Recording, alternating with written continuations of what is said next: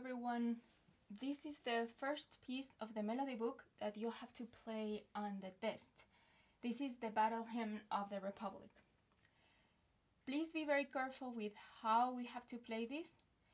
This is right hand plays the melody, left hand plays the accompaniment.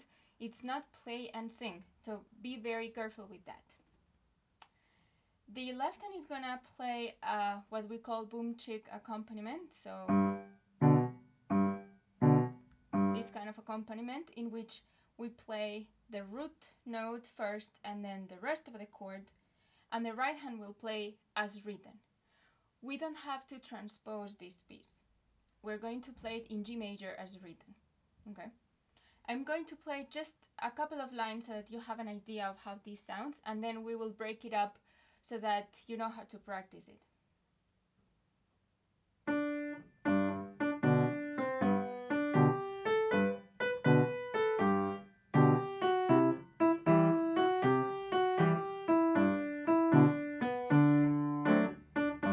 And so forth.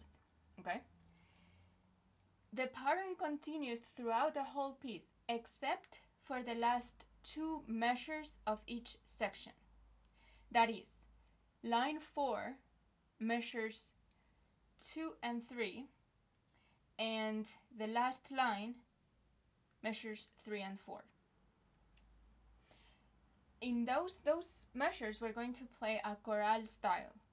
I'm going to play it for you, but please know that this is written out and scanned on Canvas. So you will find the chorale part written out on Canvas.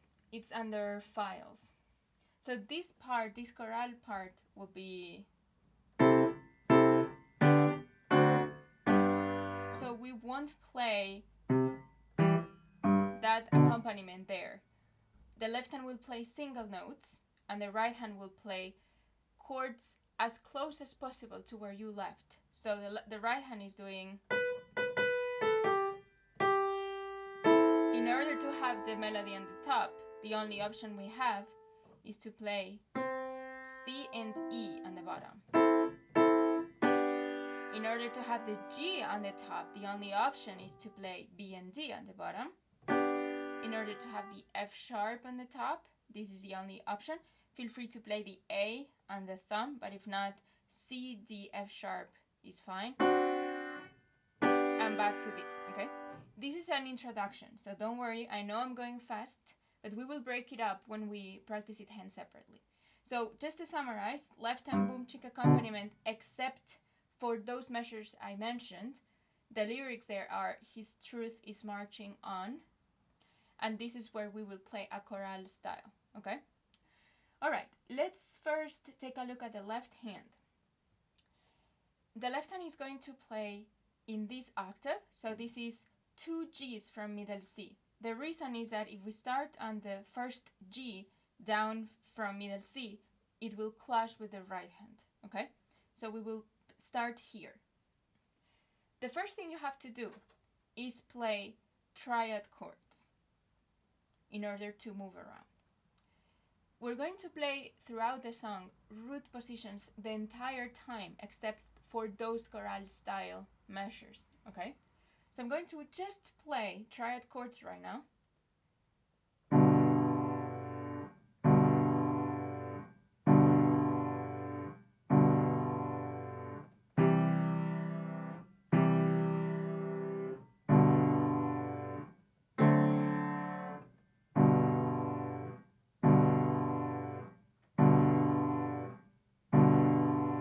Single notes.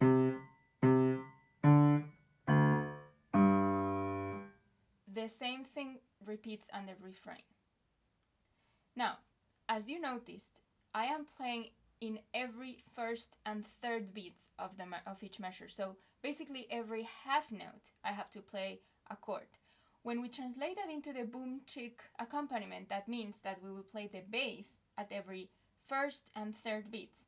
Beats 2 and 4 will be the rest of the chords. So beat 1, beat 2, beat 3, with beat 4, so forth. I know that the G chord is written out on the word mine, so on the pickup to the beginning of the song. I would ignore that, and please make sure you start the chord on where it says eyes. So on the first beat of the first measure. So your pickup note will be alone. So it will be like this. Okay. All right. So practice this way. Just chords, triad chords on the left hand, playing in every first and third beats. And we'll play it again. And feel free to play along with me. 1, 2, 3, 4. 1, 2, 3, 4. 1, 2, 3, 4. Root position, you move up. 4, back to G, and now up to D7 and G. Repeat. 1, 2, 3. Single notes.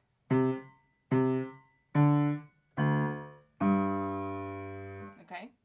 The inversions of the choral style are written out in the Canvas section that says files with all the inversions. So the first inversion, so the first chord, it's a 2-4, in which I will play, we will play a C. Then D, the G will be 1-6-4. We go down like we do in the chord progressions to play the dominant and back to G. Okay? When you master this, and by the way, I'm not gonna do the refrain because it's exactly the same. When you master this, feel free to already start doing the boom chick accompaniment. So 1, 2, 3, 4. 1, 2, 3, 4. Up to C. 2, 3, 4. 1, 2, 3, 4, and go down, and so forth.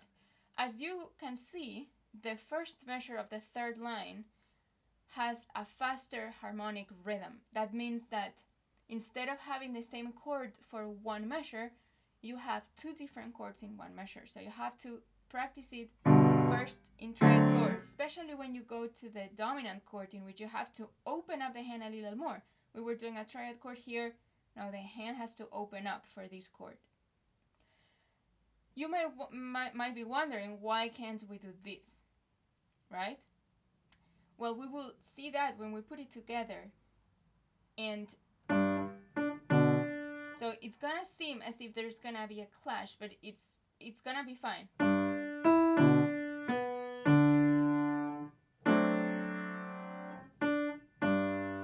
The reason, listen to how it sounds when I go down so low.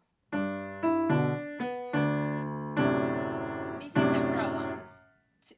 There's too much information in a lower register, which makes it sound too busy, and it's a little blurry in the lower register. So it sounds better if you go up here.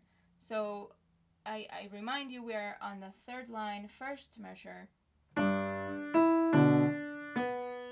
We will go up to the D chord instead of going down. All right. I remind you that this D7 chord is a major chord with a minor seventh on the top. So the fingering will be 5-3 to 1. Okay? So I'm going to play now the left hand with the boom chick accompaniment. Feel free to follow along. 1, 2, ready, go.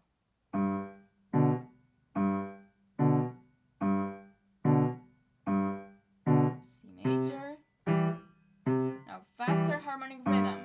Up to D7 and back to G. Single notes now.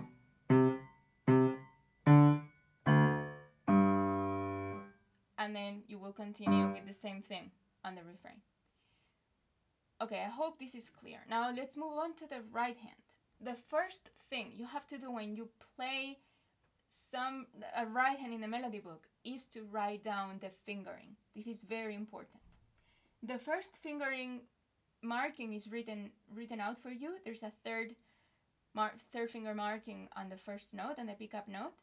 So you will keep that, but then the melody has an octave range. That means that it's not You remember in level 1 that most melodies were within a 5-finger position. No, this time, like I think in level 2 we already explored some melodies that are like that.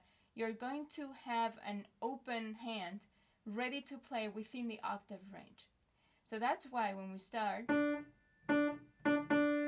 instead of doing 3-5 here, we're gonna do 2-3, 4-5, so that we're ready to play up to the B. I stay here. You have 2 options here. 1, 2, and go on. So it's a crossing. Or this is the end of the second line into the third line. So we were playing 3 and G. You can do 1 as I said, or 2 and 3. This second option is what you have written on the score, but either one is fine. I suggest both. I talk about both so that depending on your hand, you choose whatever is best for you. Please be aware that I'm not gonna stop too much on fingering. I'm going to give options whenever there are more than one possibility, and I'm going to help you out where there are difficult choices, where there is a less common fingering, but I want you to explore on your own the fingering. In a way, I want you to make mistakes and redo and erase, and so that you find what works best for your hand. The best way to learn fingering, to learn how to choose fingering, is by making mistakes. Especially, it changes a lot when one plays slowly and one plays faster, how the fingering is gonna change. But I leave it up to you to choose whatever works better for you. However, please use common sense. At this point, you all have been taking piano for a while and know what's better and what is less comfortable. Okay, so we said we left on the third line, first measure. When you go on, make sure you change to third finger on D, like we started, so it's kind of starting again. Remember, octave range.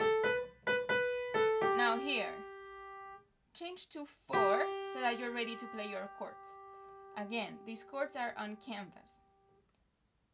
So you have to, you can figure them out actually by yourself if you want. Whatever you do, your melody has to be on the top. So the only option we have here is this. So this is second degree, right? Second degree, first inversion. Down, because I need the G and the melody. You can do this or this, whatever you prefer. The A is the 5th of the chord, so it's not that important to use it, so you can do that. Okay? Alright, so when you put it together, let's put it together now. I want you to play triad chords first on the left, like you practice the left hand at the beginning, like this.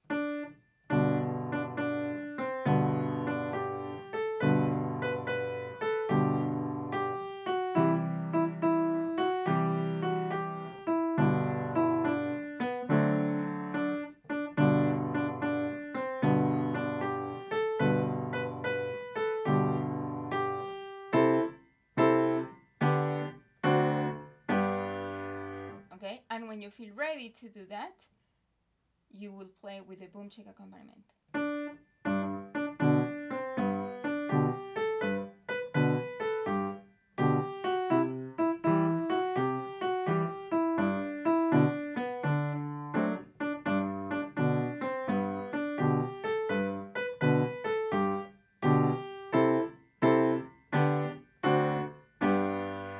And so forth, okay? I hope this is clear. Please remember, right hand plays the melody, left hand plays the accompaniment, all root positions except for the last 2 measures of each section in which you play a chorale style accompaniment. And then careful with the fingering on the right hand, careful with the jumps on the left hand, practice with triad chords, no repeats, play until the very end of the piece, including the refrain. And I think I'm not forgetting anything else. If you have questions, please feel free to ask me during office hours. and I will see you on the next video. Remember, we're not transposing in this piece. It's only in G major.